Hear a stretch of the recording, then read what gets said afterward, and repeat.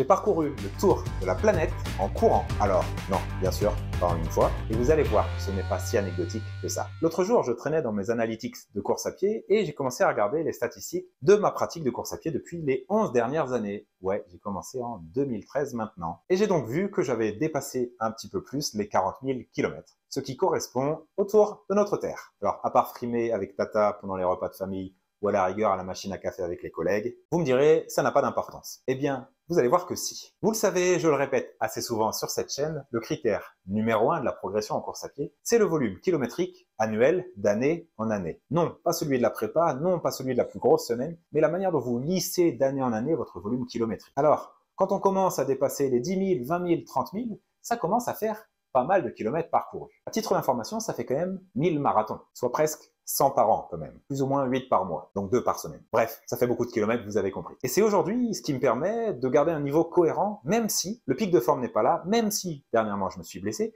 et même si je ne fais pas de prépa spécifique. Et d'ailleurs, vous le retrouvez dans la vidéo de Clément, mon collègue qui courait le marathon, qui lui n'avait jamais fait de prépa marathon, et même pire, n'avait jamais couru sur route, mais quand il s'est attaqué à cette prépa marathon, très vite, il est devenu bon. Pas parce qu'il est fait pour ça, même si je pense qu'il a certaines capacités, mais surtout parce qu'il a beaucoup de volume dans les jambes depuis longtemps. Et le corps a une mémoire. Et cette mémoire, elle est liée à différents paramètres. Vous avez la mémoire musculaire. C'est cette capacité, quand vous avez arrêté une activité sportive depuis longtemps, de reprendre et au bout de quelques semaines, déjà de retrouver de vraies capacités. Vous avez également la mémoire physiologique. Ça, c'est la capacité plutôt fréquence cardiaque, VO2 max, VMA. Cette capacité-là se remet vite en place quand elle a déjà été travaillée. Vous avez aussi bien sûr la mémoire du geste. On l'a tous vu, des gens qui ont appris à nager tôt et qui ont nagé leurs plus jeunes années, se remettent à nager à 30 ans et très vite nagent plus vite que tout le monde. Et d'ailleurs, pour avoir fait du triathlon, c'est très énervant ça. Et vous avez plutôt ce qu'on appelle la mémoire contextuelle. C'est la capacité de bien faire les choses, puisque vous les avez déjà fait par le passé. De gérer son matériel, son alimentation et les phases, la prépa, la récup, vous savez déjà le faire. Et c'est toutes ces mémoires qui font de vous